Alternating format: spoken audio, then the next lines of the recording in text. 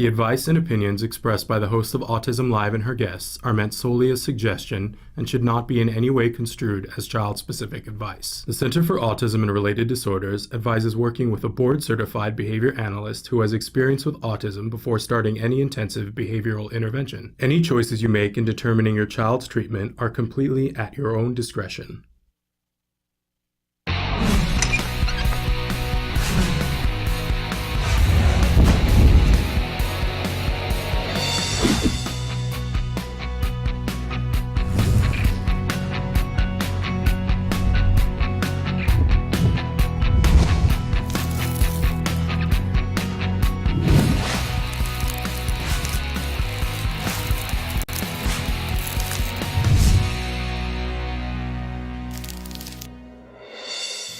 Good morning and welcome to Autism Live. I'm Shannon Penrod and we are webcasting to you live from the Center for Autism and Related Disorders headquarters in Tarzana, California. I have a goofy grin on my face because it's Wednesday and you know how much I love Wednesday.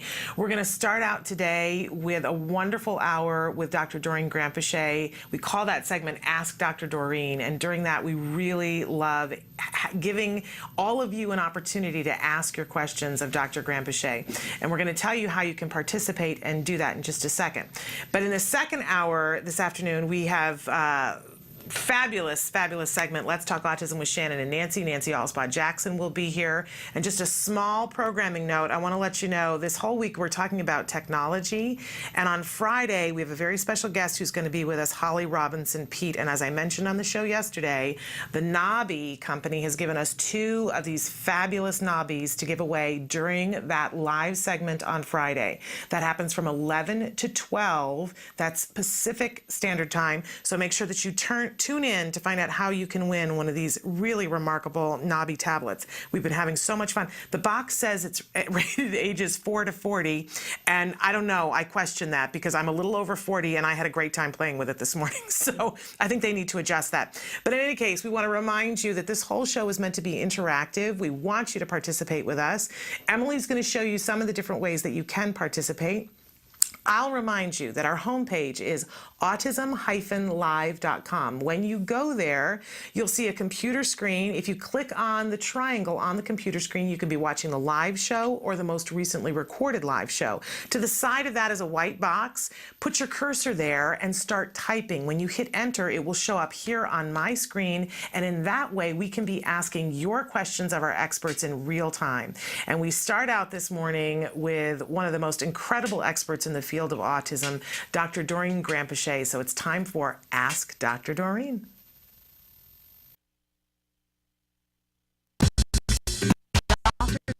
Doreen Granpeesheh. Dr. Doreen is an expert in autism. Doreen Granpeesheh. Dr. Granpeesheh. Dr. Doreen Granpeesheh. Dr. Doreen Granpeesheh is a visionary in the field of autism. Now you can ask her questions on Ask Dr. Doreen.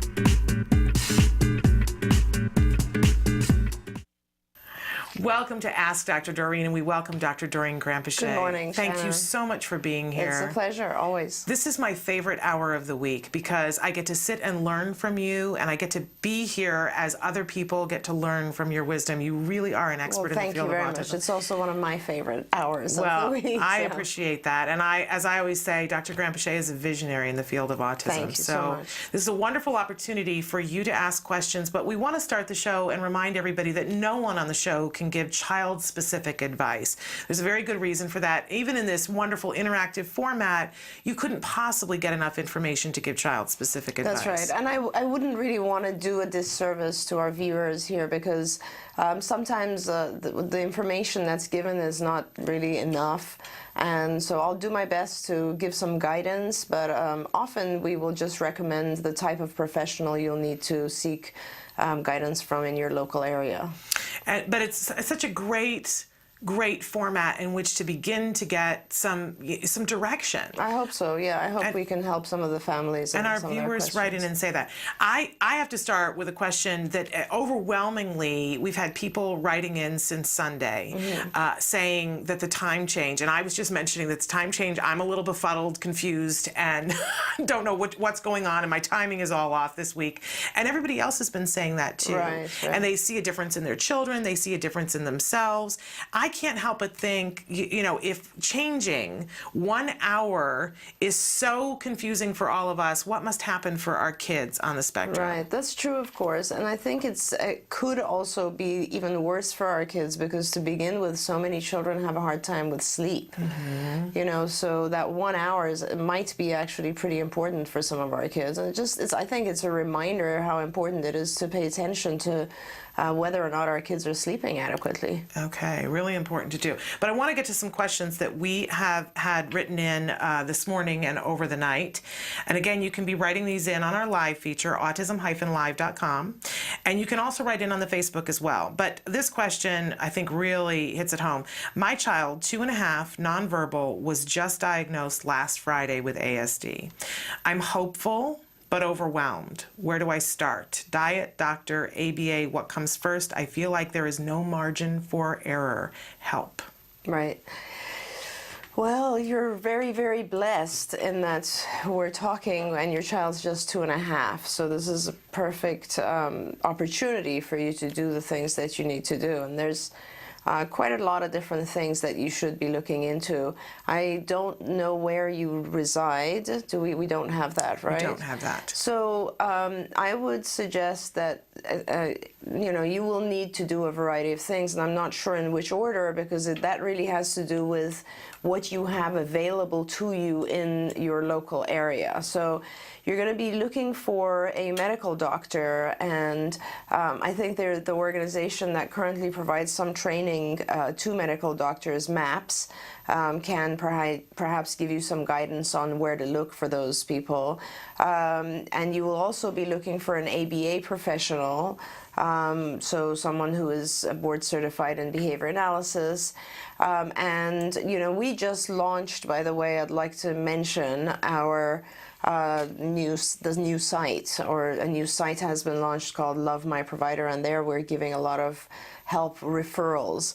But it's still local to the Los Angeles area, so I don't really know where this family is. I would start, the best place I think to search for a good ABA provider is, you can certainly look on the BACB organization website, which is bacb.org, but there you'll find thousands of names and not necessarily anything other than that. So I would start with some local parent support groups perhaps that can guide you and advise you on quality behavior analysts in your area. You'll also probably need to find a licensed psychologist or an assessment center, because I think the way that the process, and then you might also benefit from finding a nutritionist or someone who can guide you with a dietary plan.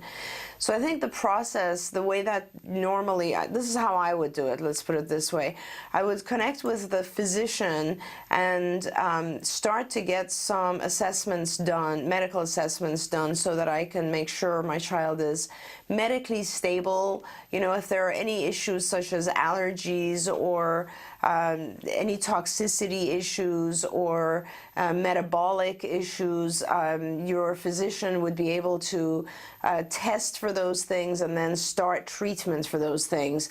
We sort of want to come into intensive ABA having a child who is, first of all, medically stable, sleeping well, and it's really important, I think, to know the things that are going on biochemically with our kids. A lot of the kids, as I've said many times on this show before, a lot of the kids have, let's say, fungal infections or are reacting to gluten in their food or those types of things. And when we eliminate those factors, the children start to learn much more rapidly. So I think it's kind of important to stabilize the medical health of the child and make sure the child is able to sleep well and be awake and functioning well, and there isn't anything else that we're not aware of medically. And so that's where also you might need to consult with a nutritionist or a dietitian, and if there is a diet to implement, then that's something I would start with as well. That's kind of difficult because you have to learn about the diet and you have to purchase the right foods and you have to make sure that the house is supportive of it, the rest of the household. And then you will also want to connect with the psychologist to do a series of standardized testing. And that would be, tests like intelligence testing, language testing, adaptive testing, that sort of thing, which are very important because they set sort of the baseline for where your child is starting, and they will help you measure progress every year by going back and looking at those tests. And then I would go to an ABA provider, and the ABA provider will start with what's called a functional analysis or assessment, functional behavior assessment, and that is sort of a form of an assessment that also identifies why problem behaviors could be happening, and then they will start to intervene with the problem behaviors. Now, it suddenly occurred to me that behavior analysts are all quite different from each other, and I would also really recommend that you spend a little bit of time online on our skills website, which is skillsforautism.com. And there you'll have access to a very, very unique assessment, which is the skills index or the skills assessment, and that's probably the most comprehensive assessment you're going to find anywhere. And it is very, very detailed questions about your child that you answer online.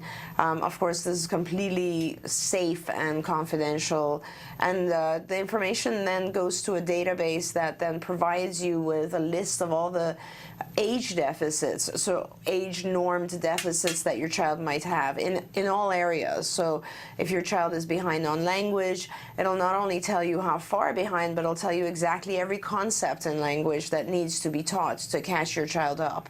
And also in all other areas, social, cognitive, executive functioning, play, motor, etc., etc. So I think the skills index is extremely useful, the assessment tool. And of course, if you become a user on skills, you will then also be linked to curriculum and how to teach those areas of deficit. But it's absolutely optional. You could simply use the assessment tool and not the curriculum, or you could choose to be a regular member and use both.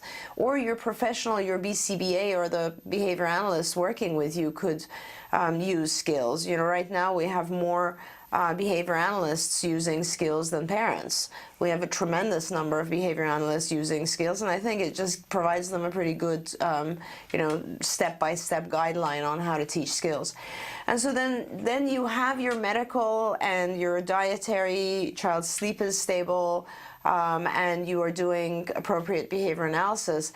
And I would then want to make sure that you would review for, this is very, very important that your behavior analyst do very regular sort of reviews. Here at CARD, we review with the parents every 2 weeks, and that is, I think it's pretty necessary. I mean, we could reduce it. A lot of funding agencies want us to reduce it, but I've kept it very high because it's a very important period of time. We call it the clinic, and it's the parent, the supervisor of the case, and all the therapists who are working with the child gathering, and if there's teachers involved or speech paths or OTs, then everybody comes together and we discuss all of these things and make sure that how the child's doing, what the progress is, what are our goals, do we need to make modifications, so that those types of things are critical.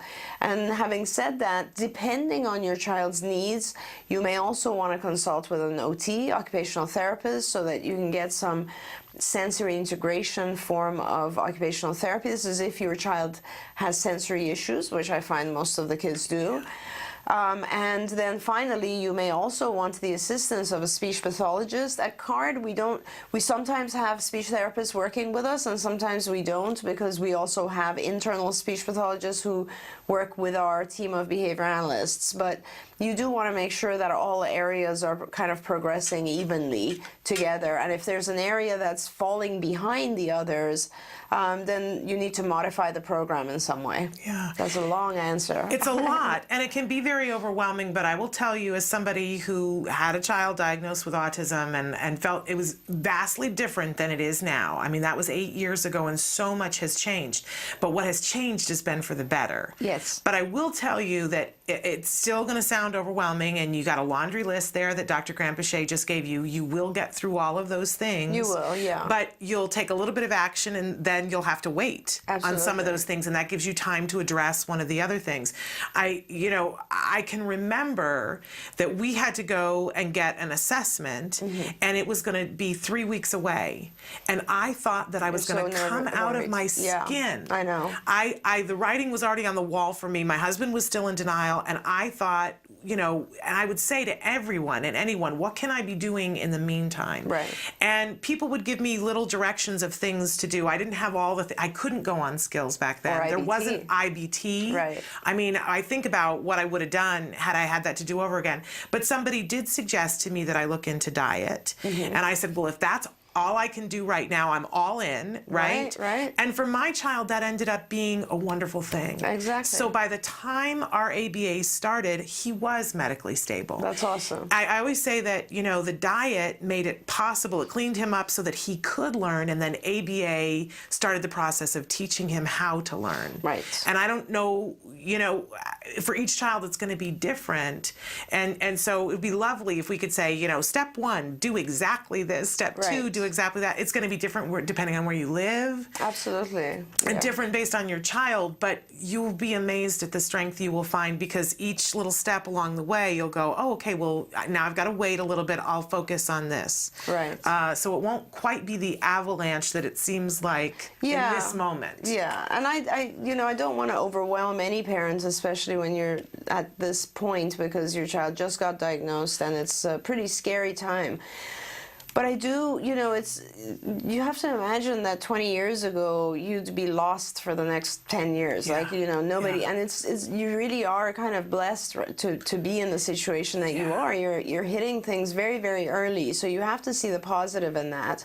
And as Shannon, as you mentioned, one of the important things, I think, is that we freak ourselves out as parents. If you have to wait a week, and let me just say, you will have to wait a little bit, because the physicians who are trained to handle this sort of thing are very busy.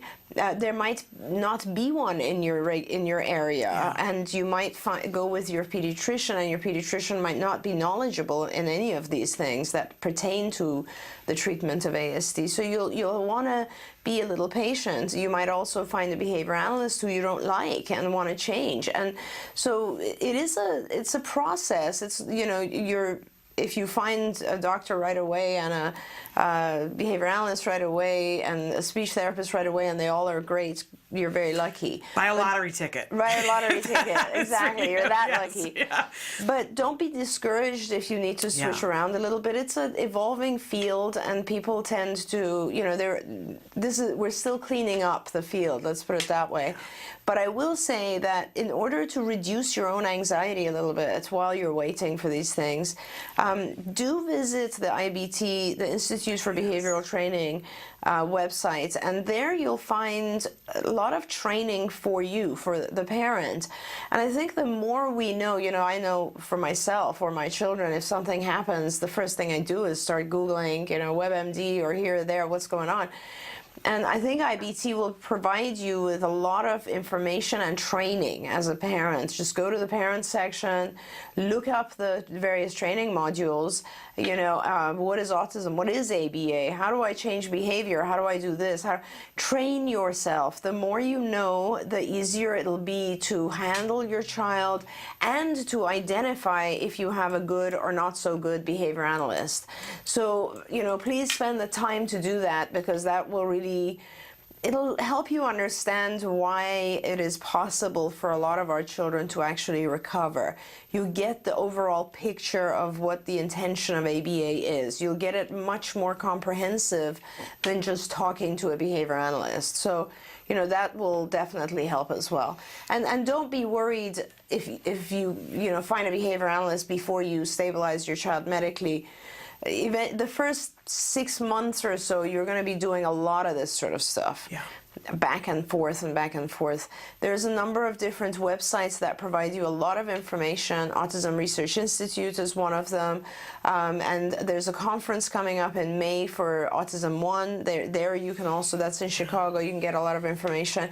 I'm not very involved with the conference scene right now anymore. I was a couple of years ago, but you know, I'm sure you'll have a lot of resources, and these resources are way better than they were a few years ago. Absolutely. But I have to say, one of the things that I'm really encouraged by this question, I mean, your child was diagnosed on Friday. And here you're asking questions. You found us, and you're asking good questions, and this parent is already seeing their child as a whole child. Yes, it's beautiful. I love it. And that's an amazing thing. That tells me that we're moving in the right direction. That's absolutely right. You're already asking the right questions, and you're a step ahead. Absolutely. And get yourself some support. Absolutely. This is kind of a journey for a few years. It's a beautiful journey because you see your child learning something new every day. So it's kind of fun. It's a lot of fun in that sense, but it also, you really will need some support because it takes up a lot of your time and energy, and you tend to worry. And if your child has behaviors, it might be hard because you'll hear your child crying when the therapist is putting the child's behavior on extinction.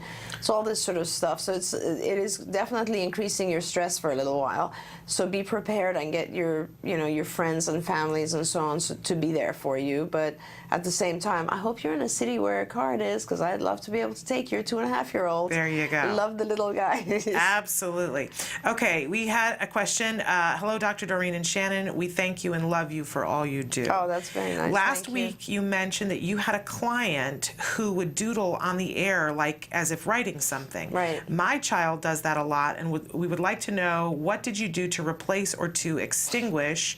I always like to know why she does that. She does this in public, and children look at her as if this is unusual. So I'd like to find something functional to replace. So we know that it's a girl, but we don't know an age. Right, and that's okay. I mean, so what I did with this particular child was we shaped the period of time that he was allowed to doodle like that. And he would be constantly, constantly doing that. And so we shaped it and said, we started blocking it so that he wasn't allowed to do it except for certain periods of time, right? And so he wasn't, for instance, if it occurred during class, he was told, no, you can't do that right now. You just have to wait until your break. Okay. And so he started to actually do it. He started to, that took a little while, maybe a month or so, but his behavior started to shape, and because he had a therapist with him, he wasn't allowed, but then during break time, he was allowed. So obviously behavior will shape easily under those circumstances, and after a while you learn, oh, here they let me do it, there they don't. And his comprehension was at a point where we could actually make him understand that you need to wait. For instance, we used certain things like timers, or later on, just a bell, that little buzzer that would go off when the time was coming up, so that we could give him some indication of the time to the break, so that he could hold himself back from doing it. And then we realized that this is kind of a relief for him. It's a sensory it's an experience that he likes to do, but I didn't want him to even do it during break in this sense, because it made him look a little bit odd in front of other children. So his was numbers, and so I started to teach him Sudoku. Am I pronouncing it correctly? Yes, you are. Right, and because he's a very intelligent little guy, he's only 6, but he loves Sudoku now, and so when he has the need to do it, he will go and pick up the Sudoku thing and start doing it, and that replaces his need. And so now it's a very, very normal, functional behavior, which looked extremely odd before. He didn't just do this, he would also count everything. For instance, he'd count all the stairs he was going up and down all day long. All day long, he'd count his steps, he'd count, items that were he just counted all day long. And this really just went away because we reduced the time frame it was allowed in, and then during that time frame we replaced it with a more appropriate or socially appropriate behavior. So I think that helps, and I think that's sort of gives you some ideas maybe of the type of things that you can do with this. Absolutely. And so we wish you luck with that, and write us back and let us know what you do and how it goes. We're going to take a short short break, and then we're going to come back with more of Ask Dr. Doreen. Stick with us.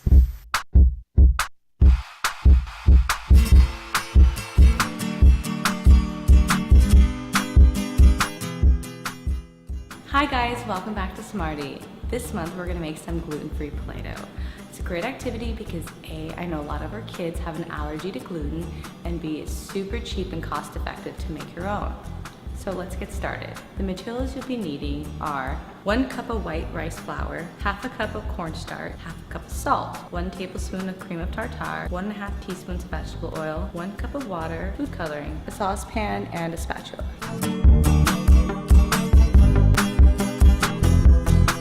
So as you guys can see, I'm in my kitchen because I'm going to be using the stovetop to make the Play-Doh. First what I'm going to do is I'm going to take my pot and fill it up with all the dry ingredients, okay?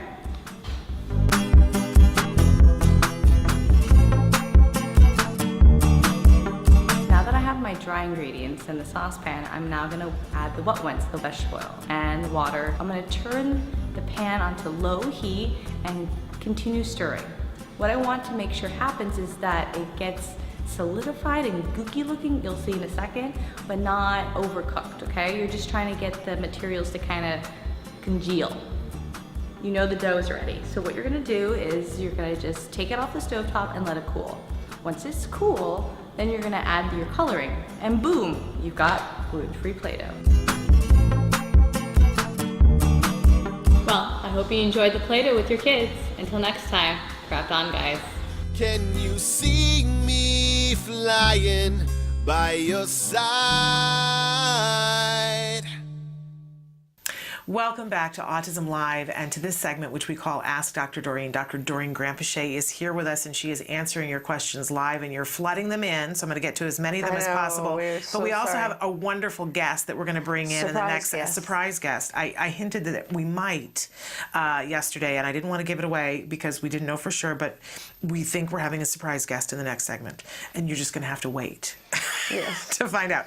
Okay, so somebody wrote in and said, "Hi, Dr. Doreen. When will cards start using the iPad for data collection?" This it's a parent who's saying this paperwork is taking too long out of the sessions.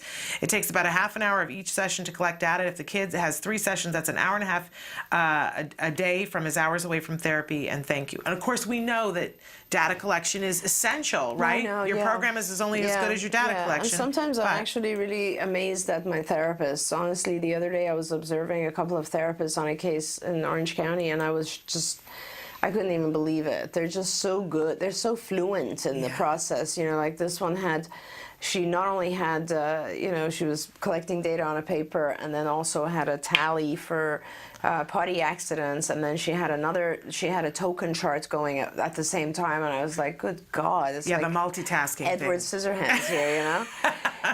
We're piloting it right now. So the data set has been done. The software is built. It's all done. I think it's being piloted in 2 of our offices right now. I'm not sure which ones. We just want to make sure that the therapists become very fluent with it, and B, the data that's collected. See, the big transition for us on this one's pretty hard. You know, for parents will know that we've now had the iPads out there for over a year, which is tremendous for us and has helped us a lot. Although it's been ridiculously expensive as well. Sure. 1,000 therapists with iPads. But having said that, the data collection is very different than everything else we've loaded onto the iPads and rolled out until now, because the data collection is, it's the meat of how we get your child's funding renewed. So, and trust me, funding agencies look at those data points. So I completely understand what you're saying in terms of it takes a while, but the issue is that there's so many different factors involved here. We want to make sure that when the data that we take shows the funding agencies that there is progress being made.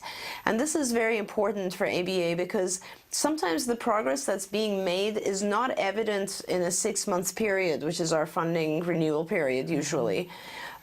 Because unless it's only evident if you look into the detail of what's going on. So for instance, I might introduce a lesson which has to do with, conversation.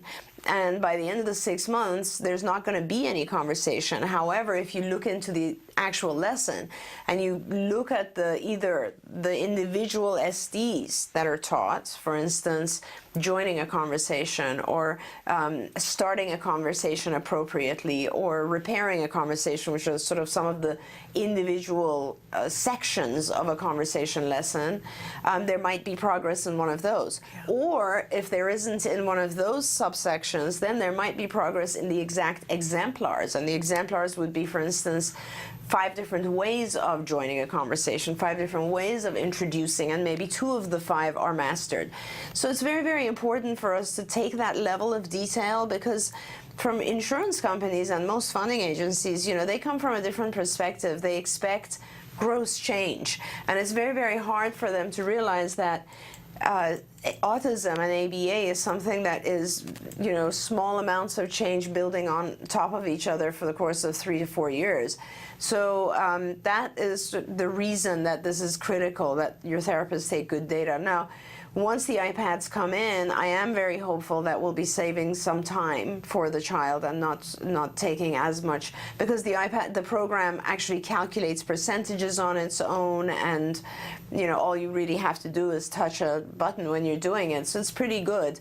But you know, I'm cautious about when I actually, because I can't have my therapist run 2 systems. Right. So I'm going to have to turn off use of the logbook and turn on use of the data on the iPad instantly, and it's a scary time, because once I do that, I'm really dependent on that data for your child's funding. Yeah. So I want to make sure everything is perfect on that software before I roll it out. But it's happening right now, so I would say a month or 2 it'll be out there. And the funding, I'm so glad that you remind us about the funding, because I think sometimes we don't think about that. But also keep in mind that that data helps all of you to decide what to do next in therapy to better make sure that the progress is happening. Oh my gosh, I mean, we live by that data. Yeah. If I don't have data, sometimes I see other people's cases, other organizations, and when I have logbooks that have narrative in them, I just close the logbook. It doesn't mean anything to me if a therapist, and especially when there's 4 or 5 therapists, writes their opinion about how the session went. It means absolutely nothing. You know, our stuff has to be data driven, otherwise it's just not valid. Absolutely. Somebody else who's written in and said, love the show, with 2 exclamation points. That's nice. My son is 8 and has been receiving 20 hours of ABA a week for 5 years. Wow. We have seen improvement in his behavior and language, but his echolalia is still strong. His mans are all I want, and then fill in the blank, with no variation. He scripts at high levels in all environments and has little spontaneous language.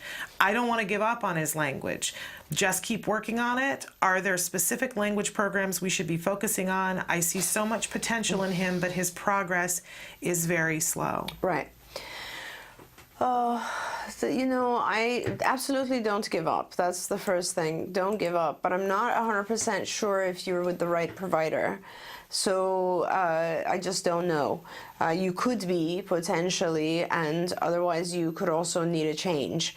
What I would do is go on and do the skills assessment and look at, and you can do this for free because you have a 2-week free period on there or something. So yes, 14 go days. in, answer the questions about your child, and Skills will then give you the program, the suggested lessons. Take a look at those lessons. There will be hundreds. Take a look at those lessons and see if they're pretty similar, or at least see if some of the ones that your provider is doing are in the lesson plan, in the treatment plan. In other words, does it correlate with Skills? You know, Skills has been published, validated, reliable measure, and it really is a good source to use in terms of just validating whether or not a provider is doing the right thing. I mean, we have insurance companies using it now to see if provider is doing the right thing. So I would really check that factor, because everything else could be slow, but with 5 years of ABA, I don't think you should be having echolalia right now. You could potentially have some out-of-context repetitive speech from, let's say, videos or something like that, but not immediate echolalia. So again, I can't give very specific advice in this case because I don't really know the characteristics of your child, but I would suggest you get another assessment, perhaps take a look at how the progress has been. Do not give up. You will ultimately find the key and start to, sometimes it's just a matter of fine-tuning some procedures, and once you've done that, your child picks up. Sometimes it's a matter of looking at your child's other factors like sleep and medical issues and dietary issues and so on, and then your child speeds up. Make sure at the same time, when things drag on this long, just make sure that your child's enjoying it, because it can get pretty aversive if you're going on and on and on and on for years and your child's not mastering. You always want to kind of have a situation where your child is mastering stuff. Even my most difficult children or most severely impacted children have mastered stuff within 6 months to a year. So you kind of need to make sure that's happening. And our big topic for this entire year, we're talking about quality ABA therapy. It's our overriding arc this year, and because we're seeing more and more people write in, and they have fought so hard to get ABA. But it's important that people know that all ABA is not the same. One of the things that we always say to parents here on the show is make sure that the person that you're working with is checking to make sure that there's progress. And one of the things I always say as a parent is ask them how you're working towards generalization. It concerns me as a parent that your child is saying, I want, and that is nothing more. And nothing more. Yeah, that's an easy teach. That's something very easy. So that's what made me actually question the quality of the ABA. Yeah. And, it may be that they're attempting to teach it in different ways. Absolutely. But then if that's not working, then you still have to try other things. Right. So I want to caution you as one parent to another, make sure that you're getting quality ABA therapy. Do whatever you have to do that. And I think that's the key to seeing the kind of progress that we all want to see. And again, I will say that is predominantly what I do. I mean, not predominantly, but my clinical contact these days is limited to seeing families at CARD who have hit a plateau where I can help, or seeing families outside of CARD who need a second opinion, third opinion, and some advice on their ABA program, that sort of thing. So if you can get on my calendar and come to LA, I'm happy to do that. Okay. And also, I travel a lot, so if I'm in your area, I'm also happy to do that, and that's usually on our website as well, my travel schedule. Absolutely. So what a great invitation. We are going to take another break, and when we come back, we have a very special guest, and we'll unveil when we come back. So stick with us.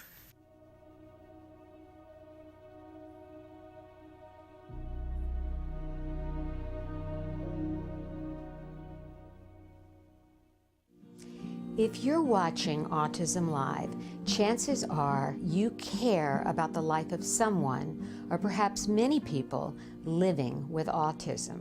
You spend countless hours trying to make a better life for them. It may not have been easy for you to watch the show today. Sometimes you could be juggling so many balls in the air, you feel like a circus performer. I remember recently saying to a friend that as the mother of a son with autism, plus all the other challenges in my life, I feel like I'm carrying a tray full of glasses of water, and that if one of them topples over, the whole thing is going to go crashing down. This empowerment moment is all about you. Now, I'm not a doctor or a therapist, but over the last 9 years in my autism journey, I've learned some things that have helped me shift from being a victim to having hope. See, I've been in that place, down on the kitchen floor, on my knees, praying for answers of what happened to my child.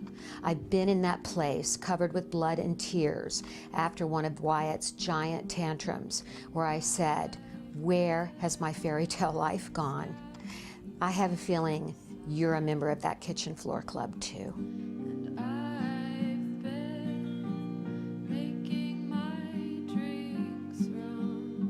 It's been a process, but I've come from that place of being a victim to becoming an advocate for my son Wyatt, and for many others as the executive director of ACT Today, or Autism Care and Treatment Today.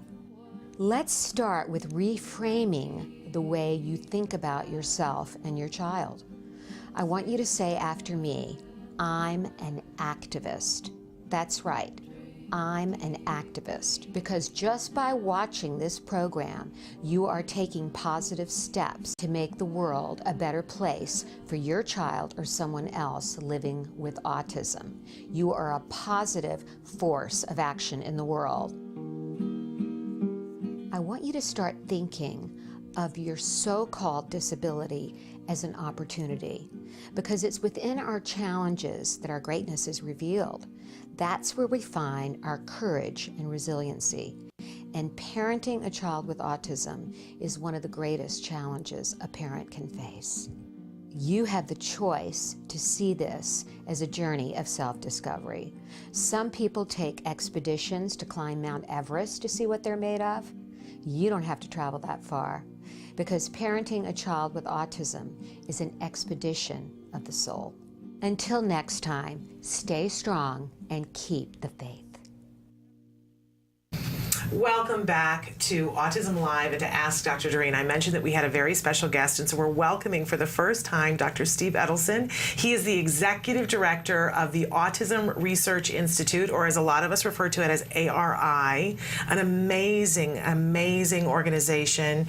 And you have a tremendous site that is so interactive that so many parents find so much hope in. We were just talking about that briefly during the break, but welcome to the show. So nice to have you here, Nice to be here too.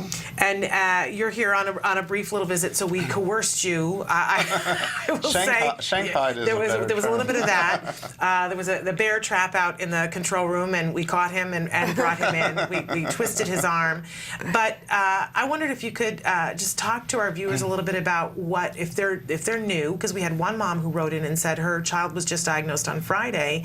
Tell them a little bit about ARI and what the mission is. Well, with Autism Research Institute, we were actually established in 1967 by Dr. Bernard Remland, who's one of the true pioneers in the field. He actually was the one who said it was not the mother's fault back in the 60s, because at that time, every professional, not one, they all said it's the mother's, and well, actually both parents, especially the mother who caused the autism.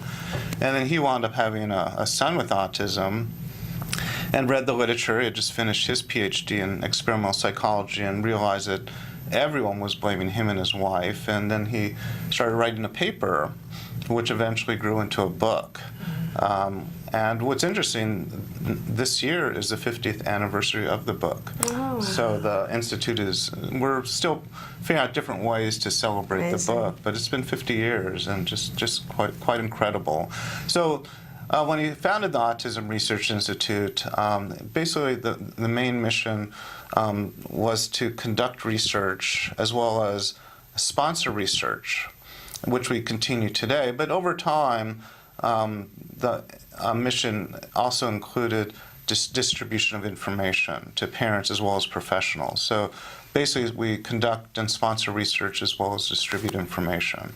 And it's incredible information. I know I've been able to go to a few ARI conferences and hear some of the people speak, and it's amazing what you can learn at one of your conferences and the ability to connect with other people. A lot of times, I know you have spoken at their conferences before. I just want to say, ARI has contributed in so many other ways to this field overall. I mean, I would say the entire medical movement was what ARI started, and before that, I mean, I remember this very clearly, and you remember, of course, that 1995, I believe, right? The first STEM conference, meeting. Yeah. So, and this was unheard of back then, and Dr. Rimland was bringing together physicians from all over the world to bring their thoughts and opinions and research together and discuss what is the real underlying medical cause or correlation to autism. That was the first, and that's now becoming mainstream. Right. Well, for years before that, he was pressuring a lot of other autism organizations and researchers to look into medical problems, and as well as biomedical. They're almost the same as far as autism, and no one listened. And so we decided to put together a think tank, which we brought in some of the top researchers as well as experienced clinicians, and they all got in the room, and they all agreed that the immune system was a big issue. And there had been talk and some research in the previous 10 years on that issue. But as far as gastrointestinal, there's nothing in the literature. And one clinician after another said, I thought I was the only one who's seeing it. I'm also seeing it. And then they realized that GI problems were a major problem. It was right then everyone's eyes open and said, my God, it really is a big issue. And toward the end of the 3-day meeting, everyone in the room agreed, let's network, let's work together, let's try to have a movement to make medical problems, make the community aware of these medical problems, and then and after that, figure out how best to treat them. Right, so and then from that, of course, came the whole movement of training doctors and just, the entire dissemination. If you look at it now, of course, there's offshoots, which is sort of the MAPS group, but if it wasn't for ARI, none of this sort of stuff would have come together. Those very same physicians, those same physicians have now trained thousands of other doctors in the country. So that's an amazing achievement. It's important work. And now, I know I got an email yesterday. You've got a survey that you're asking parents to participate in. Tell us what the survey is going to determine. Well, actually, I'd like to talk about 2 surveys. Sure. If that's okay. Absolutely. One that's already out there, we went out in November, is a survey to try to subtype autism. That is, in Dr. Remland's book that we talked about, that came out in '64, he had a checklist in the back to diagnose a form of autism called Kanner syndrome, or classical autism. And he wasn't too happy, but there were many parents who would rip it out of the book, fill it out, and mail it to him for his advice. But by having a lot of parents write to him, he realized that there were other things that should be added to the checklist. So he modified it a few years later, and he kept distributing it, translating in many different languages. And one of the goals, which we actually have on film from '68, says, someday I'd like that checklist to be used to see if there are types of autism.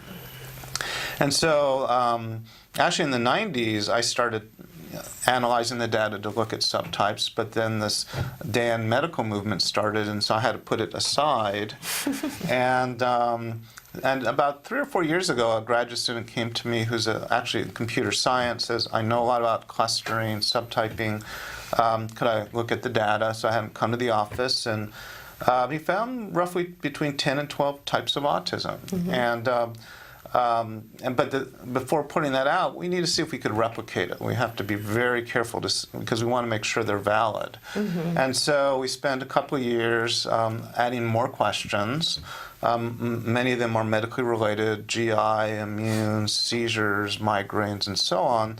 And then it went online in November. And our goal is to have roughly 3,000 respondents, if not more, by hopefully this summer. That's great. And we're now halfway. We're at 1,500. And just a couple of weeks ago, we went out with an Italian, French, and Spanish versions of the checklist. That's awesome. That's going to encourage. So we're very excited. And if we do replicate, then I plan to bring in some of the top researchers in subtyping together to figure out how all our data fits together, because it has to make sense. And if we can find subtypes, figuring out the underlying cause and best treatment is going to be a lot easier for each subtype rather than taking a heterogeneous population and trying to figure out. And the other survey, which it's already IRB approved, it's already online, but it's not live because we're still testing. We're surveying medical problems in adults with autism. Wow. Because there is some indication that medical problems are more common in adults than children. And so our goal is to see if that's true, and then try to also relate it to some of the sensory issues, because there's a lot of talk about sensory issues being associated with medical problems. And actually, there was a study, I think it was last year, that surveyed over 100 people and found that those who had GI problems were also more likely to have sensory problems. And my guess is that if you treat the medical problems associated with autism, many of the sensory problems will decrease or be eliminated. It's interesting. Is my guess. Yeah. And that's what we have to find out. Important work. So for our viewers, I'd like you to get to your 3,000 mark, and I'd like to get you to your 5,000 mark. So where can they go? More the better. Where can they go to be a part of that first survey that's already available? Okay, it's an easy domain name, autism-researchsurvey.com. Okay, autismresearchsurvey.com. Correct, and if you complete it, you are in a contest to win an iPad. We do this every couple of months, as well as receive a 1-year subscription to our science newsletter. That's great. Really? Yeah. That's really And they can also, I would encourage people to sign up to be on their mailing list as well, because you'll get information about webinars. You guys do some amazing, amazing webinars. They frequently conflict with our show, which I would love to see that change. But I don't get to watch them, is my problem, because they're happening at the same time. But they're archived on YouTube. Go to autismwebinars.com. Okay. But I should also mention, a lot of people don't realize that we have 6 or maybe 7 newsletters that we produce on a regular basis. We have a monthly, just about what we do at ARI, like the webinars, the surveys. We have one, so that's monthly. We have one called Clinical Research in Autism, and we have roughly 4,000 subscribers. And that's geared toward obstetrician, nurses, and pediatricians. And basically it lists peer-reviewed studies that are relevant to their practice. Well, that's great. And then we also have an adult e-bulletin about adult issues written by adults on the spectrum. That's awesome. Quarterly. We also have a newsletter for those with autism who are deaf or hearing impaired and blind or visually impaired. So that comes out quarterly. We also have, it's called the Global Autism Collaboration. We support a program with over 120 nonprofits worldwide to provide them information and network them, and then there's a newsletter there every other month. That's amazing. And we have a science hard copy newsletter. And we also, right next to our institute, we have an art gallery, and sales from the art support the institute. And it's not a disability gallery, it's a real art gallery, and that's actually a weekly e-newsletter. So we've got quite a few newsletters going out there. You've got a lot going on. Wow, I can't believe I'm not on all of those. I get one newsletter. I get the monthly one too. I should really try to get on the other science ones. They sound so interesting. Oh, they are. Well, this is one way to get the word out. That's absolutely right. And so people can go and sign up for the newsletters that they want to get and take the survey. And when will the other survey be available? The adult medical survey, I hope within 1 or 2 weeks. We'll probably announce it in our monthly newsletter. Great.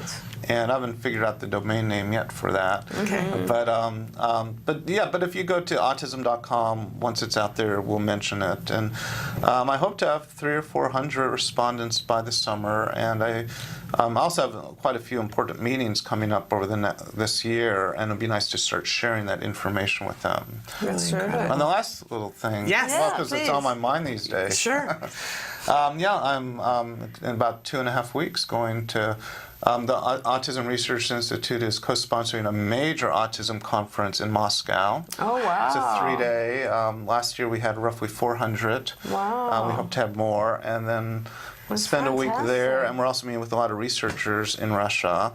And after that, I'm going to the Ukraine for a week. I figured, I could still get in. I still can get in, because if it may be harder in the future, and if we could help them in any way, we're going to do it. So if I can get in there, I will. That is absolutely amazing. Yeah. We had an opportunity to have some people on the show that were doing a documentary about autism in the Ukraine and to help us to understand what's going on there. But I will admit that we just watched the Olympics in Russia, and I don't have a strong sense of where autism is in Russia. Do you know yet, or that's part of the reason why you're going? Working with a lot of people in Russia for the past few years. Actually, one of the reasons, it's a major country, and Dr. Remlin and his family's from Eastern Europe, as well as my family. So in our hearts, so I figured, and we're helping other countries too quite a bit. But with Russia, ABA, there's not much going on, but we want much more. Actually, last year we had a 1-day physician training course by Dr. Cindy Schneider, and she had 100 people attend a full day, and 60 were physicians, and the others were social workers, psychologists, and so on. So, yeah, we're trying to help them in quite a few different ways. We should do some ABA ones together sometime. Yeah, that would be great. So. That's amazing. Well, and I would be remiss. Here I am sitting across from the two of you, and you are two of the greatest minds in the field of autism, honestly, and you are in different areas. Not so much. We went to the same program. We went to UCLA together. Yeah. Well, I love the fact that you two are talking, but honestly, what we hear from a lot of people is that there's an ABA camp, and then there's a biomedical camp, and there's all these other camps. And parents aren't interested in that. We love it when you guys collaborate as you guys do. And we hope to see more and more of that. Anything that you guys want to say about, we were saying earlier about how this parent is seeing the whole child, and we love people, professionals such as yourself, who look at our kids and see the whole child. What can we say to people to get more people to participate in that? Well, I should mention, last year was the 75th anniversary of Leo Kanner's first paper. And in his writings, as far as the future, he did recommend an integrative approach to autism. And also, I mean, Steve and Bernie Rimland are psychologists, not physicians. And so, you know, the fact that they have brought the world of biomedical and medical interventions for autism to us and to everyone also indicates that, you know, we all have to kind of have open minds and look at the other side of things. I often tell behavior analysts, this is not a learned disorder. You know, you can't just think you're going to go in and do behavior analysis and reverse things. You have to make sure that whatever caused this to begin with is being stabilized and handled, so that the child is able to learn and progress. And so, you know, we've talked about this a lot. There's been a lot. We've always, whenever I used to speak at the DAN conferences, we'd always push that issue as well. It's really important to be open to the fact that you need to do medical interventions in most cases and behavior analysis in most cases, and you can't just tell parents. There are some organizations still, Steve, that will tell parents, we won't do behavioral treatment with you if you do medical. Which is so disappointing to hear. It is very sad, but many behavior analysts are beginning to come on board. It has changed quite a bit, so. Right. Well, if they could be neutral, I think they're pushing for evidence-based, but we're all aiming for evidence-based in every area, whether it's medical, behavioral, sensory. We all want that evidence-based. So all the research out there, that's what we're aiming for. And I'm keeping my fingers crossed, because if we replicate the subtypes, and again, I don't know if we will, but fingers crossed. But if we do, that might speed things up, because then it's going to be easy. Because if you do a big study with a heterogeneous population, you'll say, well, only 5 of the 20 improved greatly, but based on statistics, it's worthless, this treatment. And that happens all the time, as you know. But if they're divided up and say, well, we took those in subtype A and 80% improved, and all the other subtypes, no one did. Well, this could be an intervention for subtype A. So that's where we're going. So it's just going to, I hope, make things a lot easier. But, you know, all the research is evidence-based. And it's a lot of work, it's a lot of time, and it's a lot of money. And we can't do that overnight. It's unfortunate, but we can't do it overnight. One of the things that was explained to me, and tell me if I get this right, that somebody had said to me, imagine if we still just used the word cancer, and that we didn't have pancreatic cancer, and we didn't have liver cancer, and we didn't have breast cancer, and we didn't have small cell, fast-growing cancer, and we just treated it all the same like they did in the Dark Ages. You wouldn't be as effective at getting progress, at people getting back to health. And when I think of my son with autism, and one of his best friends also is on the autism spectrum, but they couldn't be more different in how they react to things. Oh, I agree. And when I think ahead to the future, if there was a day when somebody's child was diagnosed and we said it's subtype 34A, which means that we know best practice for that is you're going to do a gluten-free diet, you're going to get this many hours of ABA, and this will get us the best outcome. But for another child, it's something different, but significantly different, so that the outcome is different for them. Right. No, you got it. That's so I'm correct in that. Okay. And, you know, Steve, one of the things that you might be interested in is that we have some researchers at Chapman right now doing the pattern analysis on skills as well. Oh, good. And because it's been our goal for a long time as well to come up with some subtypes, and so perhaps we can cross-validate. Yeah. You know, we can do construct validity against each other and see how that works. I'm a computer programmer and good statistics, and I wrote my own clustering program. That's great. And which I shared with someone from the University of Chicago, and goes, yeah, it should work. Yeah. So so I wrote it for the upcoming data, but yeah, it'd probably be. I mean, that would be another way to validate too. Yeah. Would be interesting. Yeah. Is there anything you can't do? Yeah. Do you do dishes as well? Oh, you don't are you even the perfect know man? some of the things that he does. Yeah, you don't know. Tell them about your books of poetry and so on. Mike, you are the Renaissance man. Yeah. Yeah, and I write music, and I paint, and I write poetry, philosophical books, and things like that. So I do a lot of things. He's a very interesting guy. Yeah, that's right. You are the Renaissance man. Well, I'm thrilled that we had the opportunity to have you on the show and to have both of you together. Oh, it's a This has pleasure. been a You thrill. can cross Steve off your list now. You're on my bucket because list. every couple of months I'm like, did you get Steve Edelson yet? Did you get Steve Edelson? We mentioned it before. I don't like to be interviewed very much. Right, so. and I said that too. And I followed you around at conferences and said, now, and when you've been very busy and it wasn't appropriate, but I have trailed you for a while with different colored hair at different times. And of course, we're thrilled. So thank you so much for being willing to do it. And thank you, Dr. Granpeesheh, for being here. We'll have you back on next week. For those of you who didn't get your questions answered, obviously you understand this is a once-in-a-lifetime opportunity, and but we will bank those for next week. Dr. Granpeesheh will answer those. So thank you both. We're going to take a break and go to the A word. This is the ongoing documentary being made here at the Center for Autism and Related Disorders, and it gives the perfect example of a therapist, in this particular episode we're watching today, a therapist intervening in an appropriate way, but the child having a little bit of difficulty with it. And we'll see what that looks like with quality ABA therapy, and you'll see how they get Jack Riley out of that and back into being productive after he throws a little bit of a hissy fit. So it happens. After that, we'll be back with Let's Talk Autism with Shannon and Nancy. We've got a wonderful guest. Susan Campbell Cross is here with us, and we're going to learn how we can eat healthy for less. She's got creative ways for that to be reinforcing for us and for our kids. So stick with us. Here is the A word. I'm starting to think he's smarter than me. During clinic, everyone on Jack Riley's team meet at CARD headquarters. Here, parents, supervisors, and therapists go over any questions, concerns, and new skills to be taught. You're gonna go off. Look how cozy he is with you guys now. He's gonna lean on her knee. He's leaning on you. We were having him like give us fire truck and then having him say it afterwards, but now we're realizing he knows a lot, so now we can just hold up the picture and say, What is it? Jessica is determining what items Jack Riley knows the labels for. Items he does not know are separated to be taught to him during a later therapy session. The vegetable. Papa. Is that right? Papa. Oh, that's good. Oh, you gotta call your dad. oh, What is this?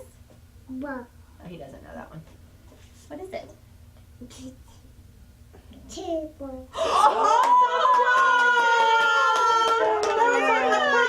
I think you should let him go on that Oh my goodness. That's good. Woo! That was good. That was awesome. Okay, last one, okay? And then you can play. What is it? You're just making stuff up now. Yay! You did such a good job. Play. That table came out perfect. That was. I couldn't find like a good table that looked like something Papa. you would Is this know, Papa? so I was pretty surprised. That- That's Papa. Oh, he said Papa too. That's You did that was awesome. He started using all. There's a couple pictures in here, right? Yeah. Everybody. Absolutely. Papa's gonna be happy. I have a question. Yes. So, of course, we're getting big heads thinking he's doing so well. He's getting such a big vocabulary.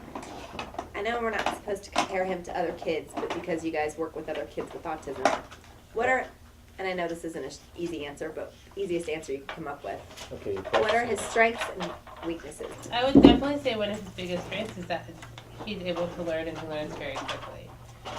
You know, I mean, he's at a good place right now where he's sort of like shooting up everything, you know what I mean? And He's excited. yeah, and he's picking things up very quickly. You know, as far as what are his weaknesses, I think it's just the deficits that he has. It's just the delay in the language and the delay, you know what I mean? And it's all that stuff. But given that he is a fast learner, I think all that stuff is just coming out. He's getting more words, but really they're, for the most part, like other than the table and things like that, they're more approximations. That, or are we just recognizing the consistency more often now? He's making a connection of words to an item or a person or something. Right. We can always work on the articulation. I see recognition in him. That's You want hickory dickory dock? Say no. No. Okay. So you can see which one you want. That goes. You want trains? Trains? Do you want trains? Trains? Say trains. Okay. Here. Let's go play with the trains. We got these. What color is this? Red. Red. Very good. You know your colors. What color is this? Red. Try again. Yellow. Yellow. Very good. Here it goes.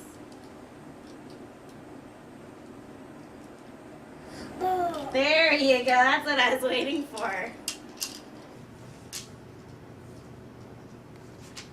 Sit up and do it though. Okay. Yeah. Let's do it like this. Choo choo. What's up? Do it this way though. You gotta sit up though and do it. Hey bud. You gotta sit up and do it. You can't lie down this way.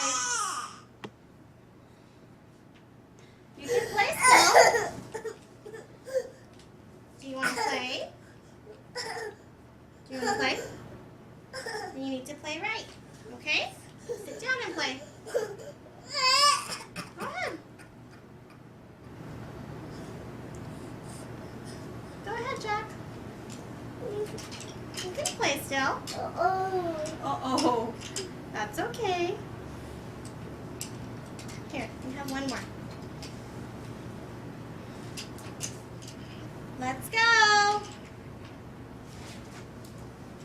Hey, you gotta sit up though. Sit up and then you can play. Okay. We see Jessica repeatedly redirect Jack Riley to sit up each time he attempts to lay down and play. The reason she does this is that laying down while playing is inappropriate, and if we don't teach appropriate play skills, he won't be able to socialize with other children. This teaches him how to play, and that tantruming or negative behavior won't get him what he wants.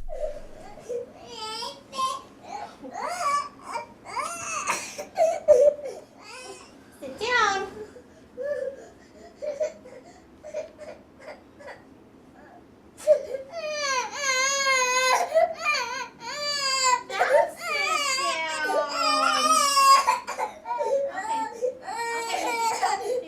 Thanks for sitting. That was good sitting. Thank you. Oh, okay. Sit down though. Thanks. Hey, do this. Good job. Do this. Good job. Okay. Do you want Peekaboo Wild? Want Peekaboo Wild or Peekaboo Barn? Which one do you want? Which one do you want? Here, you pick. Which one? The Peekaboo Wild? Uh-oh. Oh, shoot. That's not it. Here. Okay.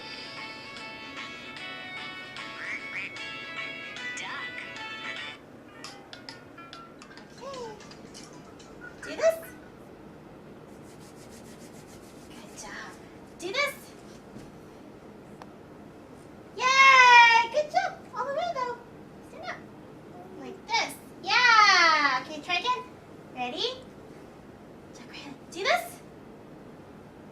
There it is. All right. Okay, let's have it face you. Who's that? That's Jack. Is that you? Yeah, that's you. Who's that? It's me. It's Jessica. Can you do this? Yeah, good job. Can you do this? You do. Yeah, there you go. There's your tongue. I was messing around with him the other day with my forward-facing camera just to see him make funny faces to each other, and he really imitated. So. But with the camera, not with with the camera, but not face to face. Yeah. Which is interesting. It's really interesting. Yeah. But like face to face, you can do like the gross motor, NBI, where I do this and he claps, or I stand up and he'll do the same thing. But facial stuff, no, he won't. Shit, that's right.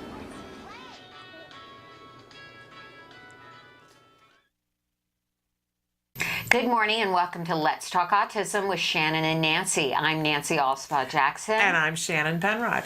How you doing, girlfriend? I'm great to be here with you, and you look fabulous well, as you always. look very vibrant in blue. I'm thinking this is my new color. I love this color. I love it, and we've got our lifestyle expert. Did you know we have a lifestyle expert? I know that we have a lifestyle. Yeah, in fact, I've been talking to other people about it and saying you got to tune in to see this. Susan Campbell Cross is here to join us today, and something that is much needed, ways that busy autism moms can save time and in food preparation and have fun with their kids in doing it. So I think that's a really important thing, because I don't know about you, but food is sort of the last thing on the list. It seems like every Wednesday, as a matter of fact, I open the refrigerator and I go, the cupboard is bare.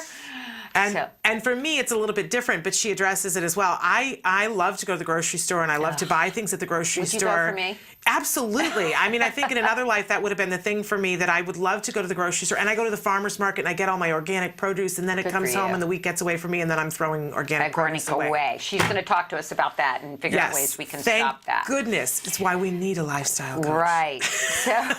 So we have some interesting things in the news. There's a lot in the news. Some of it we're going to delay till next week because some of it just came out this morning. But some of the most important things, there's that study about delays being common among siblings of kids with autism. Yeah, it's really amazing. I know those of us who have children on the autism spectrum, we know that we need to be looking out for signs of autism in other siblings. Yes. But what this study has found is that there are other kinds of developmental delays as well. Right. So about 17% of younger siblings develop autism, and another 28% show other types of delays in development of behavior. And this is according to the Journal of American Academy of Child Adolescent Psychiatry. They looked at 294 siblings of children with autism and 116 siblings of typically developing kids. All of the brothers and sisters were assessed at 6, 12, 18, 24, and 36 months to measure their development. So this was not just a drive-by study. They really were looking to see where is the drop-off happening. Delays in the younger siblings could be spotted in children as young as 12 months. Okay. So really important. The takeaway for us is make sure that we're having our kids looked at, the siblings looked at, and that we need to keep getting them looked at. Right. Really, really important, because we do know that if we catch some of these things early, we can improve the outcome. So super duper important. The quote was, "This research should give parents and clinicians hope that clinical symptoms of atypical development can be picked up earlier, so we can perhaps reduce some of the difficulties that these families often face by intervening earlier." Right. Right. And that was from Sally Ozanoff, University of California, Davis Mind Institute, people that we love and trust. We love and are doing great work. Yes, absolutely. And then there's another interesting angle on drug trials, and I think this is just actually a wonderful, wonderful advancement. I would call it an advancement.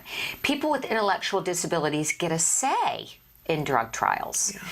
So many times we are doing research on those involving conditions such as Down syndrome, autism, Fragile X. But those individuals that are in the trials don't have a say. Their parents are having to make the decision. So what drug companies and researchers and doctors are creating now are documents that use a combination of simpler text and pictures to explain everything about how the clinical trial would work, to potential side side effects of these experimental drugs. And others are using flip charts, videos, audiovisual tools. And a large study with funding from the National Institute of Health is gathering data on how people with Fragile X, a genetic condition that can cause intellectual disability and delays, can make decisions. And the goal is to develop an app to help with the consent process. But this particular article highlighted a young woman named Justine Dwyer who has Down syndrome, and she underwent screening at Mass General for a new drug by Hoffman LaRoche, and it's a drug that's being tested to see if it improves memory, cognition, and language. Now, her mother, who is one of obviously her daughter's legal guardians, really felt like she did not want to make medical decisions without Justine's consent. So they kind of sat down with Justine and they explained it to her, so she understands why she's taking this pill and what it can do. And she said in the article that she was very hopeful that she was going to be able to understand it and it would eventually help her. So I think this is a big... it creates a floor of opportunity in which they have a say, which I think that that's a really important thing, and I love that they're thinking in this direction. Yeah. And because we know when we go to any kind of a medical institute and they hand us the document, right? Yeah. Whatever it is, whether it's for a study or a test or whatever, I know I have to sit there and ask 108 questions and say, what does this mean and what does this mean? And if you didn't have the ability to read it and ask the right question, I think they could make these forms simpler for all of us. But let's start with making it so that it's accessible for the individuals that they're wanting to do the testing. Yeah, and this young woman, Justine, said she wants to participate in the trial to help other people. Love it. And because she hopes the new drug might help me get my brain better. Oh, what a sweet, sweet thing. Yes, yes. Now, big story in the news this week that for the first time the father of the Sandy Hook shooter has come public and he's been doing interviews, and I know you New Yorker magazine is going to have a major article March 17th, which I think we're all going to be watching for. I did see some of the news coverage on this last night on NBC, and the reporter at NBC did the interview with the writer of the article that's going to be appearing in New Yorker magazine. And to me, there were some really heartbreaking statements. I think the most heartbreaking of all was the father said he wished Adam had never been born. Yeah. I mean... That was hard for me. I mean, that was hard for me. It was hard for me too. Because who can't relate? I mean, of course, we can all, our hearts ache. And, the children that were killed, the adults that were killed. But the equal tragedy is this young man. We know that. Yeah. And I was so happy that the reporter, I forget what her name was, but she asked this reporter, Adam Lanza had Asperger's, but the majority of young people with Asperger's don't go out and kill and participate in a mass killing. So I was so happy she said that. Yes. So happy she said that. And he said, he actually said he may have overlooked troubling signs by accepting that a diagnosis of Asperger's was enough with his son. But he thought there were far deeper issues, psychological issues, that were not examined that he chalked up to the Asperger's, that really, in fact, had nothing to do with the Asperger's. Did you know Adam Lanza was not communicating with his mother in the house except through email? They were living in the same house. They showed the room. His windows were all blacked out. We do know now that he was a big fan of extremely violent video games, and she slept, in the house with guns, and she was not frightened of her son, but the father did say Asperger's makes people unusual, but it doesn't make them like this. Yeah, and I appreciate that too. In the article that I read, it suggested that one of the things he says in this New Yorker article is that he thinks that also the doctors overlooked the fact that there might be other things going on, like perhaps schizophrenia, because they just said, oh, Asperger's, and then dismissed everything after that and missed some of the different signs. Exactly. And I will say, I'm interested to see what the article says. I found all this coverage I'm already finding difficult because of some of the things. And the last thing that this dad needs is me to judge him. And I don't want to be in a position to judge any parents. But the thing that really jumped out at me and made me particularly sad too is that he reportedly says that for the last 2 years of his son's life, he did not have any contact with him. No, none at all. And I have to say that in looking at that, I just want to say that's not the kind of parent I hope to be. And if I ever am out of contact with my son for even a month, I would like for you to slap me upside my head. We don't get to leave. We don't get to leave. We don't get to block it out. When our children have these kinds of issues, when they have a diagnosis of ASD, we need to help them in every way we can feel accepted, feel a part of a community, to learn social skills, because as we know, this can lead to further isolation and then have other factors come in. So it's so sad that he says you can't get any more evil.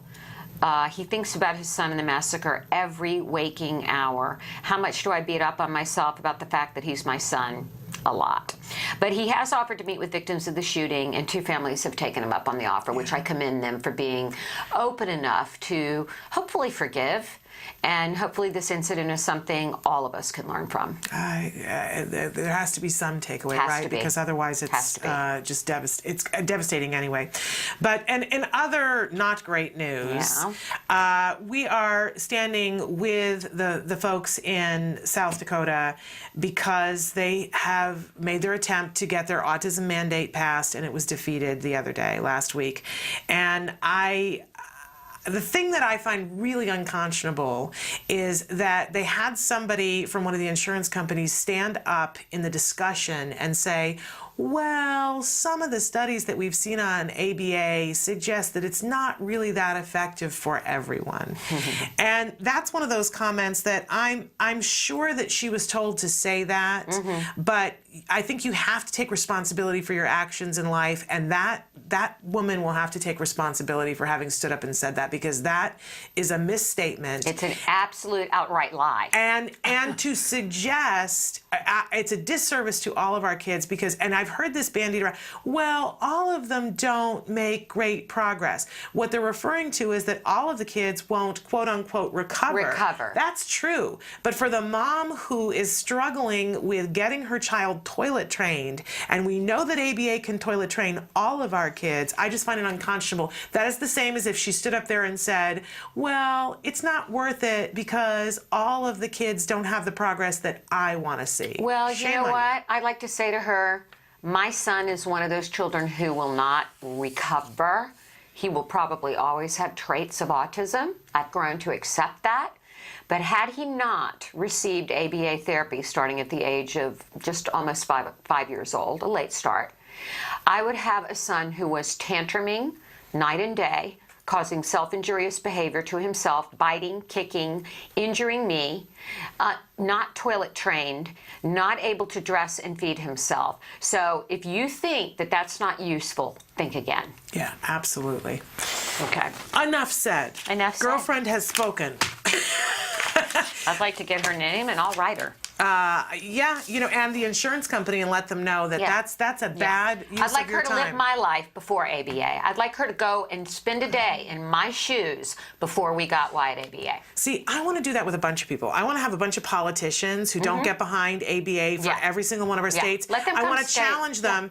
Each one of you go and live with a family for one 24-hour period that has a child with autism spectrum disorder. Yeah. There it is. There's the challenge. It's and having if you can severe say that, behavioral issues. Severe behavioral issues. Let them see how they'd like to put up with a child that's not toilet trained, a child that's injuring themselves and others, a child that's running away into traffic, a child that can't get dressed, a child that doesn't know how to eat properly. Let them see how they would like it. And if they can do that for 24 hours and still say that they don't support ABA, of course, I'd like to also then send them to a home where there are kids who have had quality ABA and see the difference. That's really the ticket, right? That sure is. All right, we have work to do. girlfriend. All right. But in any case, we have to eat because we can't do the work if we don't eat, We right? can't, And we right. have to eat healthily, Right. and we have to make sure that our kids eat healthily.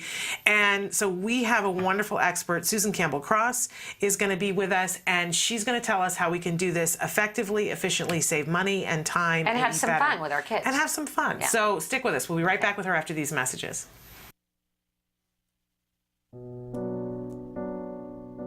When you find out you're having a boy, you always think like, oh, he's gonna play football, he's gonna do this and that.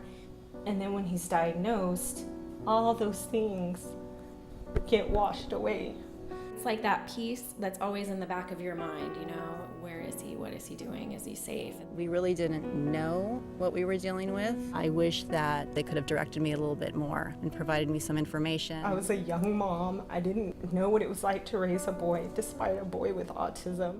Hundreds of thousands of families are not getting the help they need for their children with autism all around the country. ACT Today is determined to bridge the gap. These families really have to go through a lot to get a grant. The application process isn't easy. The records, the diagnosis proof, they're really battling for their kids. So when we can give them a grant, it is so wonderful to see that they succeed in getting that help for their children. Our founder, Dr. Doreen Granpeesheh, is an amazing woman, and she is one of the world's foremost authority on behavior of children with autism. She's extremely knowledgeable, and she oversees every single grant we give. She is part of that process. People may think of autism care and treatment as simply schooling or therapy, but you know, we provide important safety supports, things like fencing, for example. The whole family's living in fear of that child running out into traffic. I recently delivered an iPad to a little boy with some of the apps that are out there for children with autism. Miracles happen. I got the iPad from ACT. From ACT, What yeah. did it say? Can you repeat that, Dustin? I got the iPad from ACT. We have helped so many military families, and when I think of these brave families that are fighting two battles, one to protect our country and one for the right treatment and care for their children, it breaks my heart, and I think we have to do more as a nation to help them. There's not a day that doesn't go by that we don't think about it. Some people say, oh, he's normal. You don't see the battles that I see every single day. My husband does have to deploy, and when they get on that bus, that might be the last time that my kids ever see them. So I called, and they informed me that he had received the grant, which was like a blessing from above. I was just like speechless. I just started to cry because, you know, without it, we would have been lost. The ACT grant was a total miracle. Without that, we wouldn't be able to receive the service dog. So we're so appreciative what they've done for us as a family. Recently, ACT Today funded a program for military children with autism in San Diego, the Inclusion Films program, which is run by Joey Travolta and teaches kids on the autism spectrum literal filmmaking skills. They learn how to make a movie. Are we ready? There you go, got it. Okay. Everything that goes into the process of making a film goes into everyday life. So they're learning life skills, they're learning to collaborate. It was really nice to know how much they were enjoying this camp, and they're with people who are supporting them and are making them feel great about themselves and their differences and their similarities. And I get two kids that are working together and apart and together and apart, so it's an interrelationship as well as a camp and a learning experience. It's so fulfilling when I get letters. One stands out for me, a boy who was 14 with Asperger's, and we gave him a grant to go to a drama camp. He wrote to us and said, "Dear ACT Today, thank you for letting me belong for the first time in my life." These kids are remarkable. You know, we underestimate them. They're so knowledgeable, they're so capable, and we can change the life of a family, which means changing the life of a community.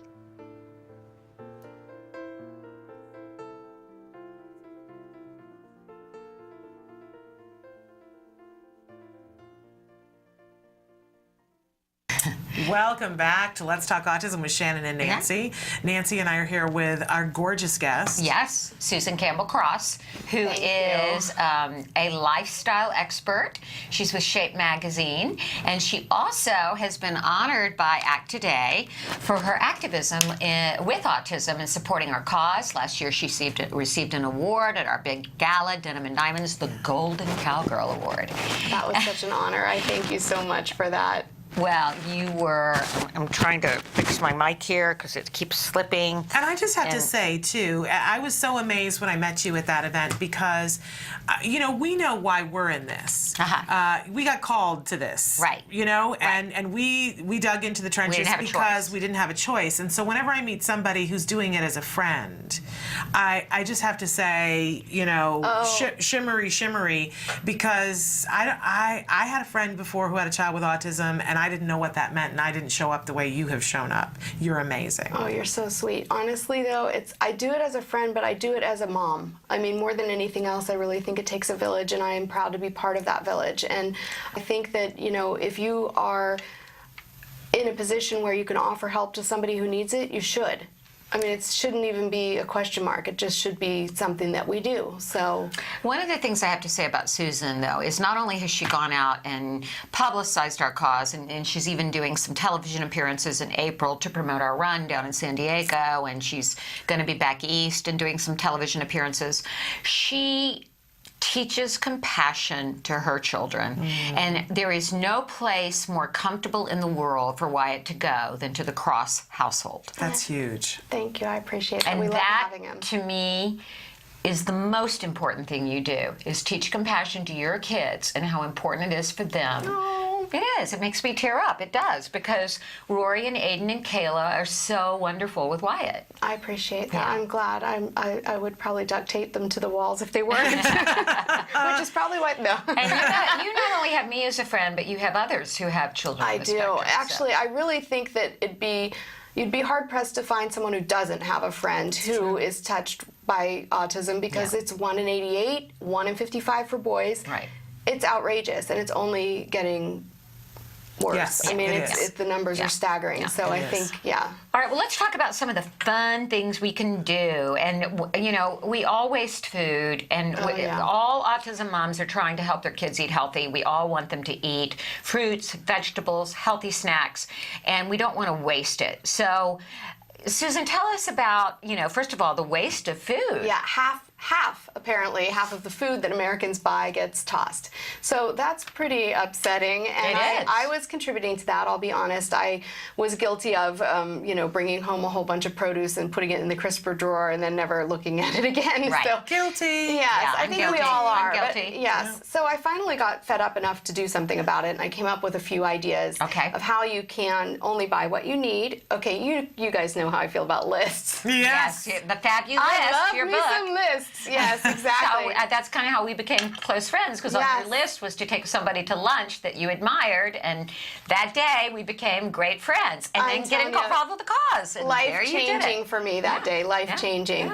Yes, I think that everybody should have lists for just about everything they do, especially when you're a busy mom, and I would imagine more so if you've got special needs kids, because it's that much harder to stay focused and on task. And, you know, this is a way that you can help to make sure that you're bringing into the house just what you actually need and the things that you want your kids to be eating. So my first suggestion is to break out your family cookbooks. This is just, okay, now Curtis Stone is so darling. I had to bring this particular cookbook, but the recipes inside are actually really good, easy to make, family friendly. Okay. Plenty of cookbooks like that out there. Curtis Stone, What's for Dinner? Okay, Yes, you recommend that. Yeah, he has a different theme for every night of the week. There's One Pot Wednesday, that kind of thing. So it makes it kind of fun. If you can find, it doesn't have to be this cookbook. Right. But if you can find a cookbook that is going to be something that your kids could participate in choosing the meals, planning them, it gives you so many teachable moments about nutrition, budget, making an organized grocery list. You can actually,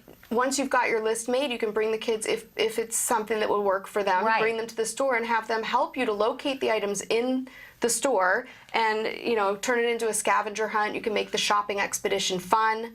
And I think, too, and I found this to be true with my kids, when they were little, they were a lot pickier eaters. Yes. And if they are involved in cooking the food, they're much more likely to eat the food. It's so true. Yes. So let them have a say-so. And like, what do you want to have Yeah. for dinner this week? Let's talk about what makes a balanced meal. What do Right. you think looks good? What would you like to try to help make? And that's one thing. And then having the list, of course, cuts down on buying food that you aren't going to use. And I just want to add that there are a lot of cookbooks out there now that focus on gluten-free Yes. cooking, Yes. and that you can also substitute the non-dairy butter and the soy, coconut, and almond milk for milk. So that's important to know. I'm pretty sure if you Googled substitutions recipes online, you'd be able to find exactly how much of this to substitute for that. Those kind of lists. Right. So important to know. Yes, very good point. Now, once you get home from the grocery store, this is really key to me. Okay.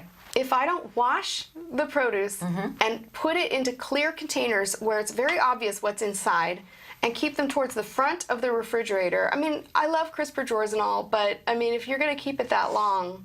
Honey, I just threw out some kale yesterday. That was a science project. Yeah, if it had been ready to grab out of a container, was even open. That's and what the tragedy I do that too. But if you had opened it, let's say you'd opened it, rinsed it, thrown it into a container like this, and had it to the front of the refrigerator so that whenever it was time to start prepping something or grabbing a snack, that's what you see.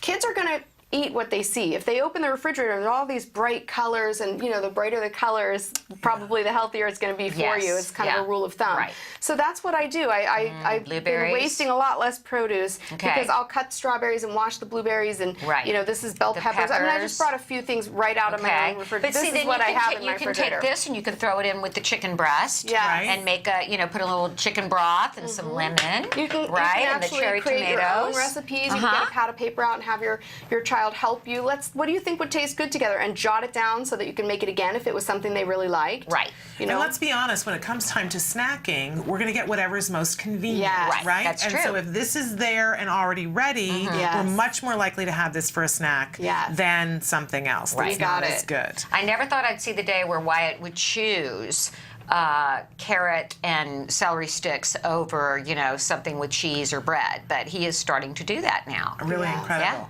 But I have to ask a practical question about this. Two practical questions. First of all, how do you keep your lids in your cabinet so that you know which one? Because this is where I fall down. I have these exact same dishes, the glass ones, not the plastic, right? Yes. And I get the glass container and I can't find the lid. The lid. So how do you manage your lids? Well, first of all, I don't keep so many of these that they get like completely discombobulated in the drawer. Because really, we have more than we need.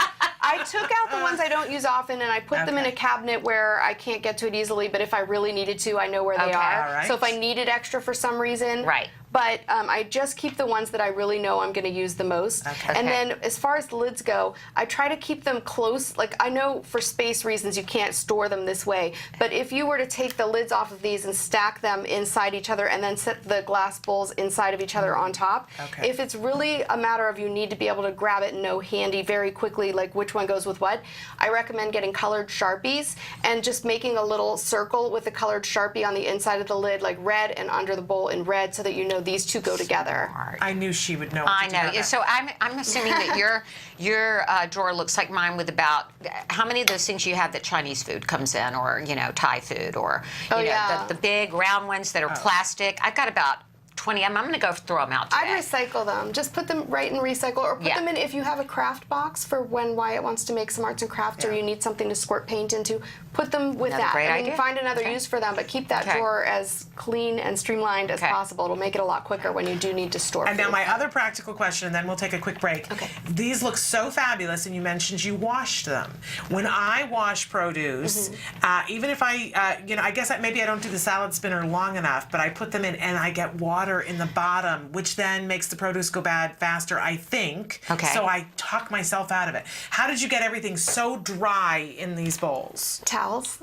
I have tea towels that are made out of flour sack, and so they absorb water very, very quickly. You can get them at Williams-Sonoma, but I'm pretty sure that you can find them at any cooking supply place. Yeah, let me tell you what I have for lettuce. I do have, it's the same kind of material you're talking about, and it's a bag. And you put the lettuce in after you wash it. I still put it in the colander strainer, but then after it's set there for a while, I throw it in this bag, and you kind of lightly roll it up and tie it.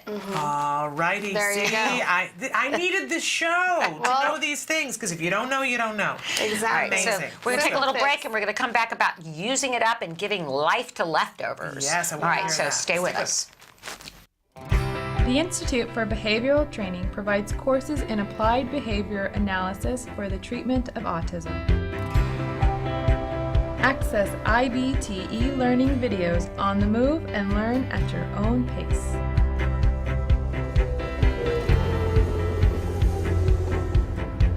I'm going to talk a little bit about intensity of IBT e-learning makes any location your classroom on the go. So our objectives for today are to really learn what is autism and how is it diagnosed. Get professional guidance with IBT face-to-face training. IBT face-to-face training courses prepare you to effectively implement ABA-based interventions. Choose between small group and one-to-one instruction. Earn BCBA supervision hours via one-to-one video conferencing. So I had a chance to review your BIP today. You know what? It looked really good. You did a good job with it. IBT continuing education courses. Earn credit through webinars, conferences, article reviews, and e-learning videos. You can learn more at ibehavioraltraining.com. IBT, 360 degrees of ABA training.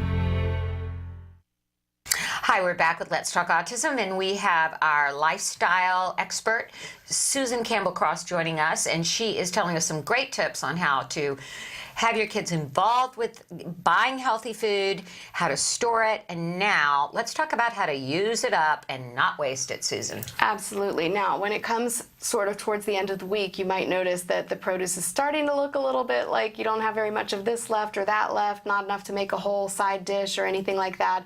And it's time to really use it up.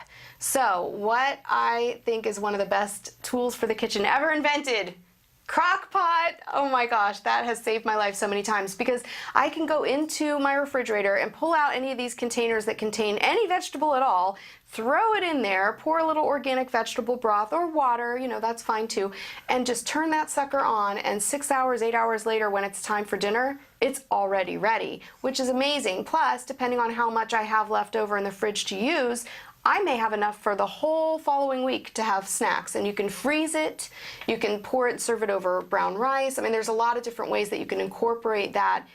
And you can actually throw that into a blender and make your own vegetable broth to use. You can freeze it in ice cube trays and take out one or two whenever you're cooking something that needs a little extra flavor. Idea. It is a great idea. I bought ingredients to make soup last week, and I didn't get around to it, but it never occurred to me to do it in the crock pot. I have to say that's never occurred to me before. It's so easy. And also blender, that's another really good one, is if you've got fruit left over. You know, make a smoothie. You can put in a little protein powder if you want. You can actually use nuts, and a lot of the blenders nowadays are pretty industrial, hardcore. You can handle cashews or something. If you want some protein in there. So and the fruit can be a little bit, not having gone bad, but it can be a little bit past where you think you might want it, like to open and eat the banana, but you can certainly make a smoothie with it. Exactly. And you know what is funny too is that, you know, you're rifling around in the refrigerator and occasionally apples get banged together. There may be a bruise or two. Just cut that part off. It's okay. Even with strawberries, if there's, you know, it's a little squishy on one side, cut it in half. I think as Americans, we've gotten into this idea of, oh, it has to be, you know, fresh picked. It has to have no marks on it. We're a little bit spoiled. And we're throwing away a lot of good produce that took a lot of energy to create. Yes. Exactly. I have another time saver, and that is a rice cooker. Oh, yes. I don't know if you all have a rice cooker. I do have one. I mean, every family in Asia has a rice cooker, and they keep it going all day. Because literally, and you can get these at the Asian markets. The Thai markets have them, Korean markets have them, and it's a lifesaver because the rice will be ready in about 20 minutes, and it'll stay warm. It just automatically goes to warm. And let me tell you, with some you know, nice vegetables and, you know, a couple of organic chicken breasts or thighs, and then rice, you got a dinner every night of the week. You can throw some sliced almonds on top. You can scramble up an egg and mix that in. It makes everything so much easier if it's ready to go. And it's so much healthier than buying prepackaged stuff. And cheaper. And cheaper. All that prepackaged, you know, already cut, already done this and that and the other, it costs probably 5 times as much, right? And you know what? If it's got ingredients that you can't pronounce, don't eat it. I mean, that's kind of of my rule of thumb. If I'm struggling to pronounce it, I probably shouldn't be eating it. Another rule they say is if your grandmother doesn't recognize it as food, it ain't food. You know what? That's a great. I love that. I'm gonna have to. If your grandmother says tweeting that. Yeah. That's if your grandmother said, right "What the heck is this?" Then it's not food. Then you say, "Never mind." That's the kind of food you can throw away and not feel guilty about. So tell us about giving life to leftovers. Okay, so now inevitably you're going to end up with like 1 serving of this, 2 servings of that. Well, I have a family of 5. That's not going to work. Right. So what I do is leftover buffet night. Once a week, I go through the refrigerator. Now, here's another thing. I always think everything is so much better when you present it in a way. It is. Now, these are just little things I picked up. You can make your own. You can. This one, happiness is homemade. Here, I'll set that up here so you can see it. But I've got little flowers, I mean, I've got this little chalkboard, and this is actually fun because you can get your kids to create the menu. You can ask them, hey, go look in the refrigerator, see what's in there that looks appetizing. Let's bring it all out. Let's see if we can clean our refrigerator just by having leftover buffet night. And they will help you with this, and it actually makes it fun. And at my house, there's kind of always... Heck, I'm going to do that for a dinner party. Yeah, I mean, it's you can do it like to make like kind of a race. There's always a rush to see who is going to get what, because if something was especially delicious, everybody wants that. So it always it turns into just so much laughter and so much fun. Yeah. It's just a clever way to create a family tradition and get your refrigerator cleaned out for the next week. I just had an epiphany. My mother used to do this, but she would call it smorgasbord night. There you go. And I had no idea that's what she was doing, was cleaning out the refrigerator. Right. But we loved that as kids. We loved it because there was a leftover of something that I wanted, but I didn't want to eat something else. So we thought that was excitement. Yes. Yeah, it's fun. It's all in how you frame it. It's all in how you present it. I think if you approach something with a positive, fun attitude, your kids are going to adopt that as well, and it just turns into, like I said, a family tradition. It's something fun to look forward to every week. Yeah. Yeah. And what's so amazing about this now is that so many of the big manufacturers are catering to families with children with autism. Yes. And to the gluten-free market. And I just about did cartwheels when I saw that Betty Crocker has packages now for chocolate chip cookies, white cake, chocolate cake, and all you have to do, it's gluten-free, and all you have to do is substitute the non-dairy. And every week, Wyatt and I have a baking afternoon because he loves to bake. That's so great. He loves it. And that way, at least I know if he's going to have, a treat, it's going to be a gluten-free, dairy-free chocolate chip cookie or a little slice of cake. Right. And it's already ready. Yeah. I think when things just like with this, if it's already ready to go, that's what they're going to pick. Yeah. And then the other thing is the pastas. The pastas are so much better. The gluten-free pastas. Borelli, is that it? They have a pasta? That's not the one I do. I don't know what but it tastes so much better, and the texture is so much better. In the last couple of years, it used to get mushy. And, yes. Yeah. We buy quinoa pasta now. I don't know if that's gluten-free. Yes, it is. Okay, quinoa. well then in that case we've been gluten-free for some time because my kids prefer it. It's just it stays firmer and it has more flavor and it's just heartier and it keeps you full longer too. And I just find it's healthier. There's protein. It's just so much better all the way around. And the other thing you can do with pasta is you can make a big pot of it.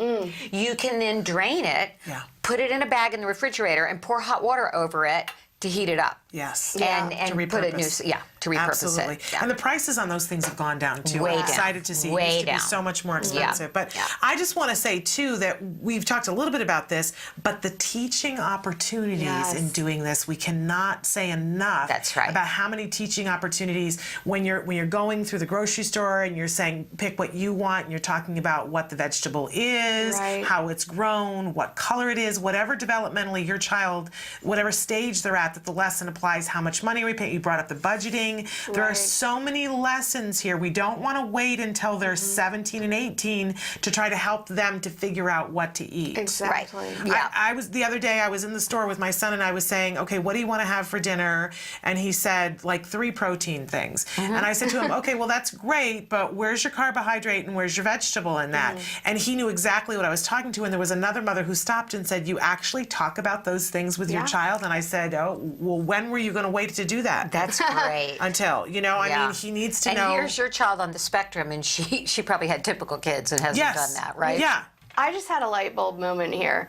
What if you bought these types of containers and color-coded the lids according to whether it was a protein, a carbohydrate, a fruit and vegetable? You could actually put all your fruits and vegetables in the ones with the green lid and teach that and actually post a little chart like how to do on your the food refrigerator. pyramid, how to do your and that balance. way your child knows, and they can actually even Get to check pick one off of how each. many of what they've had each day. So if they know that they're supposed to have this many servings of this and this many servings of that, then they'll know when they've already finish that or what they still need to make sure that they eat. And Susan, you think you like list? Live with a child with autism. Oh.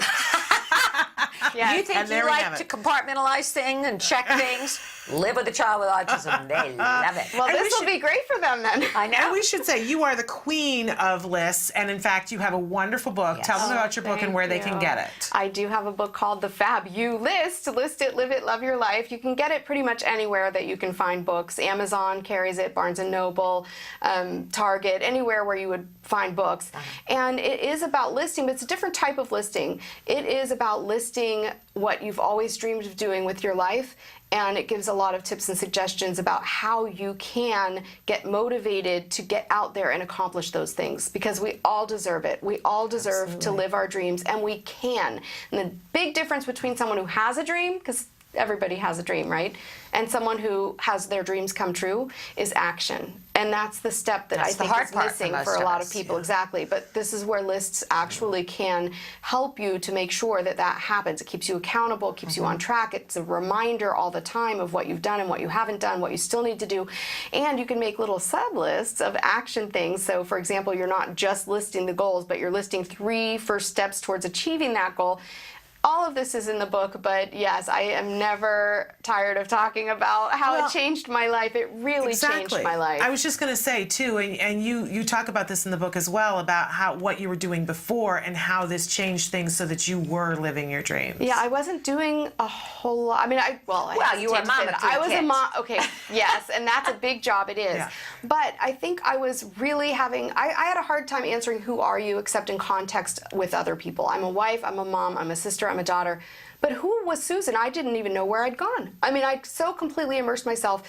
And I don't even have special needs kids, so I can only imagine when you are feeling that pull of that every ounce of your energy and attention should be focused solely on the children, or else what? Or else you're guilty, or you're a bad mom. All these things that we put upon ourselves. And to be honest, that you are a better mom when you're happy. Yeah. Yes. And you're going to be happy. You can't really be happy if you're not a whole, fulfilled, content person. Right. And the key to that is really time management. Time management, yes, and resources, finding those resources, being focused, having a support system in place. I do that at work with Act Today. Every morning I have 3 things that are my laser-like focus. I say I'm a heat-seeking missile for these 3 things. Yes. Love it. You know, raise money for this, do the outreach for this, do this. And nothing, well, sometimes I open up my emails and get sidetracked, but I try to accomplish those 3 things every day that I set for myself. Yes. It's important. But you know what's also really important is making sure that you yourself are on that list. Somewhere on there. Even if it's a 5-minute meditation break. Even if it's just, I'm going to listen to 3 songs on my iTunes, or my iTunes without being interrupted, or whatever that is. But write something that's just you, just about you, to help you center yourself again and take care of yourself so that you can take care of our others. moms out there and parents, because in the early days of Wyatt's autism, I found there were days where it would be 6 o'clock and I would be in my sweats and hadn't brushed my teeth. Okay? So I that still have days like that. Yeah, well, I do too, but that's no way to live every day. Yeah. Right. And there are ways to get around that. There are ways to organize your life, to give yourself some time. If you don't nourish, take your oxygen first. If you don't, you're going to be in trouble. So that's a big lesson for all of us. Exactly, yeah. Susan, you are always a gem, and we appreciate you. I appreciate you so much. I appreciate you both back, and thank you so much for. I love coming here. I absolutely love it. Well, I'm happy to come anytime. We'll think of something really fun for next month, okay? Okay, All sounds right. good. Sounds All good. right. All Thank right, you for Susan being Campbell with us. Cross, and we will be back with more in just a moment.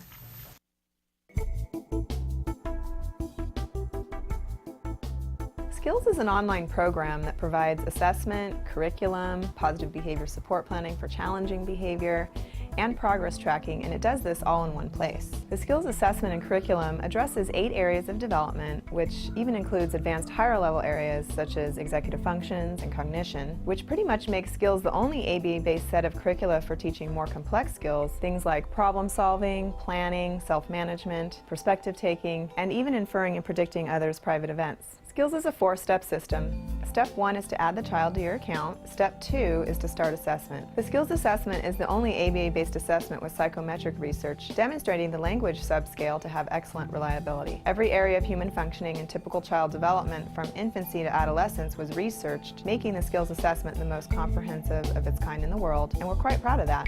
Skills is easy to use. Simply click Start Assessment and begin answering questions. Or simply type in a keyword, find specific activities to assess, and add activities to treatment. Step 3. Choose activities. Once you've completed the assessment, Skills selects from a pool of 4,000 activities categorized by age, level, and skill type to provide you with exactly those activities each child needs. Start by choosing a curriculum, then a lesson, and finally an activity.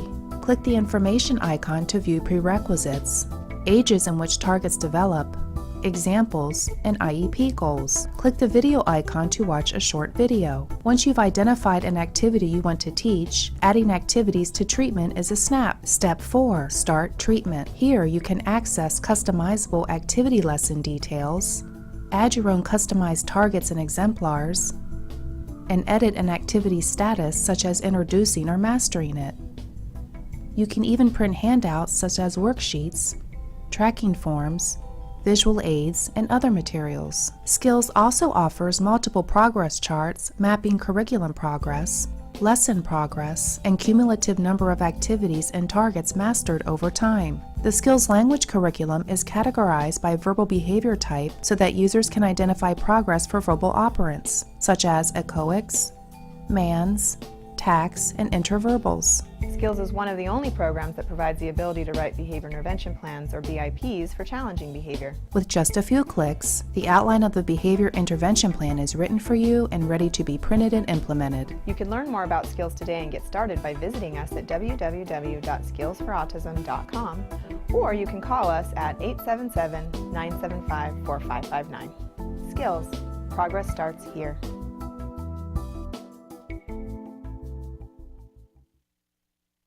We're back. We are back. We have some exciting things to talk about in the next coming weeks. You have the ATMF run coming up. Yeah, Act Today for Military Families. It's actually the One Hope Act Today for Military Families. We love One Run and Hope. Festival. One Hope, our title sponsor, who makes wonderful wines. There's the, so you can go to register and just to help us fundraise. Act Today for militaryfamilies.conterra.org.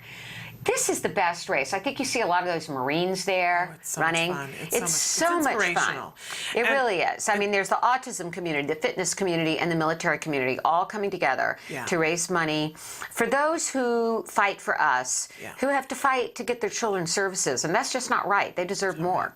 And it's lovely to see them support each other, too. It's really inspirational. If you have a chance to go there and be there, Nancy's there. I'm going to be there. Our plan is to be there. I'm running in Teams Wyatt's Warriors. There you go. Yeah.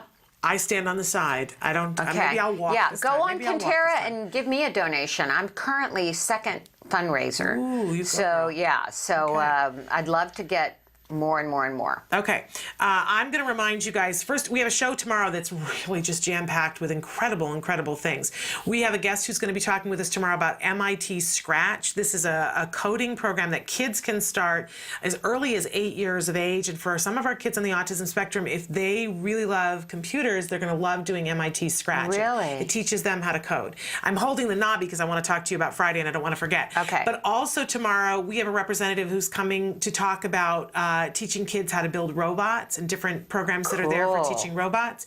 And we're also going to have Marion Shaw from the Makota Ring. This is this amazing piece of technology that you can find in some centers, like they have it in a YMCA near us, where an individual stands in the middle and they program it and you touch different things and it helps you to create fitness, but they're finding it's really good with autism. Really? And it creates some amazing leaps because it utilizes visualizes a part of the brain. We're going to talk with her tomorrow. It's a very exciting technology that includes fitness. And of course, we'll have Dr. Adele Nadowski tomorrow talking about how we can teach our kids using fitness. And then on Friday, to round out our week on technology, Holly Robinson-Peete is going to be with us for a very special episode of the show. It's on Friday. We're not typically on Fridays anymore, but from 11 to 12 Pacific time, Holly will be here with us, and we're going to give away 2 of this. We're actually going to give away this one and another one. These are knobby tablets. They're wonderful. These are designed specifically for kids. They come with this bumper, so they're really incredibly safe. And these, because they're part of their Inspire program, are already programmed with 24 autism-friendly programs, 24 apps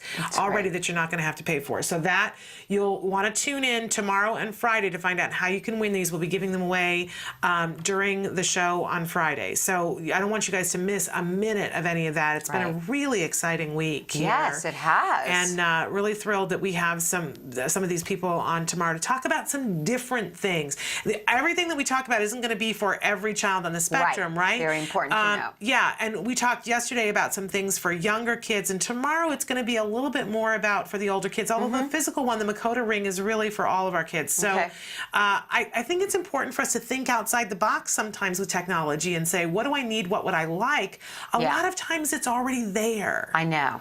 But we just have to know what to look for. Right. So, and how to engage our children in it. Yes. Because sometimes it's just opening that door. For example, my son never touched his Wii game, you know.